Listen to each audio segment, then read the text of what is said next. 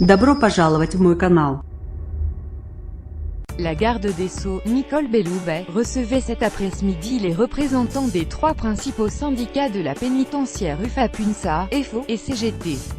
Ensemble, ils devaient tenter de trouver une sortie à la crise. En vain, la ministre et les représentants des syndicats ont prévu de se revoir demain mardi alors que les syndicats appellent à poursuivre les blocages. Création d'emplois, sécurité des personnels, mais aussi questions indemnitaires seront au centre des discussions. Alors que le mouvement des surveillants en colère s'installe pour la deuxième semaine, cette nouvelle entrevue revêtait déjà une importance toute particulière. Parloirs annulés, présentation devant des juges d'instruction reportés, procès d'assises qui ne peuvent se tenir, fonctionnement chaotique dans certaines maisons d'arrêt.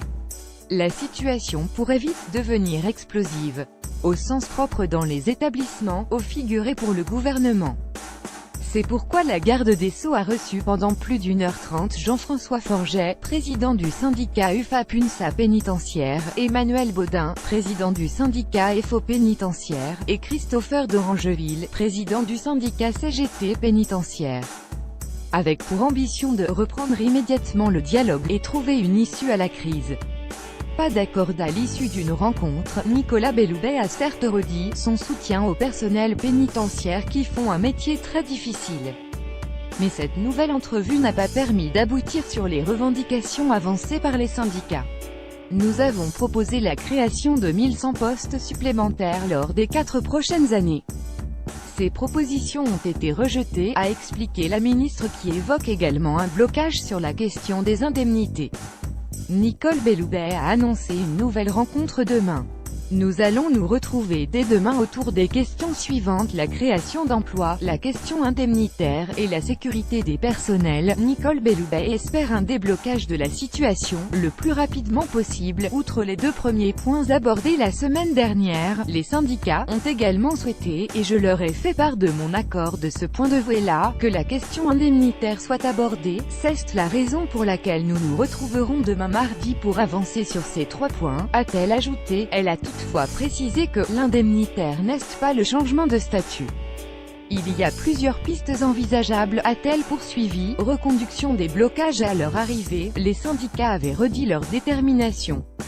On veut une réforme historique, a martelé le leader de Force ouvrière. Les syndicats de surveillants de prison ont de leur côté appelé à poursuivre mardi les opérations de blocage des établissements pénitentiaires partout en France. Il est hors de question pour nous de suspendre le mouvement, a déclaré à la presse le secrétaire général de l'UFAPUNSA Justice majoritaire, Jean-François Forget.